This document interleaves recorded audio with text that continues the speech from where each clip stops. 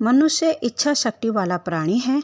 जैसे वह इस संसार में विश्वास करता है वैसे ही वह इस संसार से चले जाने पर भी करेगा। इसलिए हमेशा अच्छा करने के लिए कहा जाता है। कर्म का सिद्धांत अपने दायरे में मनुष्य, देवताओं, जानवरों और पेड़ पौधों यानी समस्त जीव जगत को शामिल करता है। कर्म के सिद्धांत में व्यक्ति जिम्मेदारी की भावना पर जोर देता है। जो हमारे ऊपर मंडरा रहा है वो कोई अंधकार में भाग्य नहीं बल्कि हमारा ही अतीत है।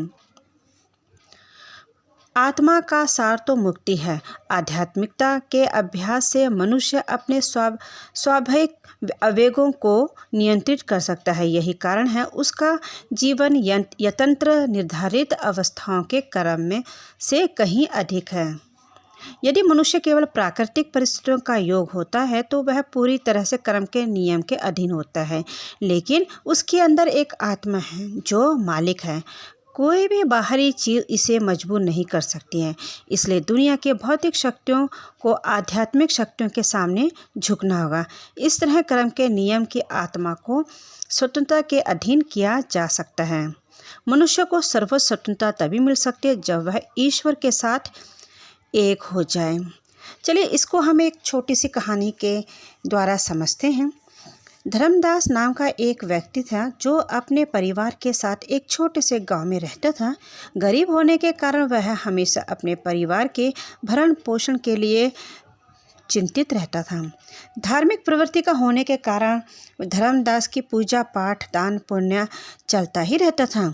धर्मदास को दान करते देख उसके परिवार के लोग उन्हें रोकते थे, फिर भी धर्मदास दान पुण्य के कार्य में कभी भी विचलित नहीं हुआ। अक्षय तृतीया के दिन वह खूब दान पुण्य किया करता था। वृद्ध होने के बाद भी उन्होंने उपवास करना, धर्म कर्म और दान पुण्य करना नहीं छोड़ा। वहीं धर्मदास अगले जन्म में कुशावती के राजा हुए।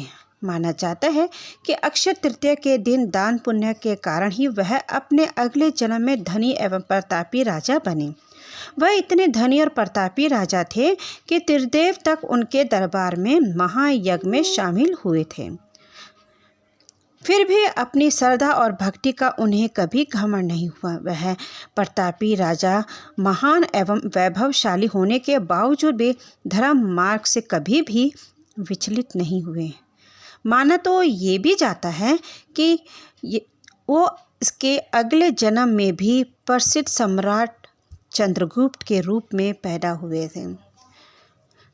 तो इस प्रकार हम समझ सकते हैं कि मनुष्य अपने कर्म के नियम एवं एकरूपता के भौतिक नियम का प्रतिरूप है। वह नैतिक ऊर्जा के संरक्षण का नियम कर्म के सिद्धांत के अनुसार ही चलता है। यह एक मनोवैज्ञानिक सिद्धांत है कि हमारा जीवन हम अपने भीतर एक रिकॉर्ड रखता है जिसे ना तो मनुष्य धुंधला कर सकता है और ना ही मृत्यु मिटा सकती है। मनुष्य अच्छे कर्मों से अच्छा और बुरे कर्मों से बुरा बनता है। नैतिक विकास की प्रक्रिया को हम तब तक नहीं रोक सकते जब तक हम ज्वार भाटे को नहीं रोक सकते। कर्म के नियम को लांघने का प्रयास उतना ही निरर्थक है जितना कि किसी छाया को लांघने का। कर्म का सिद्धांत अपने दायरे में मनुष्य, देवताओं, जानवरों और पेड़ पौधों यानी समस्त जीव को शामिल करता है। कर्म के सिद्धांत में व्यक्तिगत जिम्मेदारी की भावना पर जोर दिया गया है।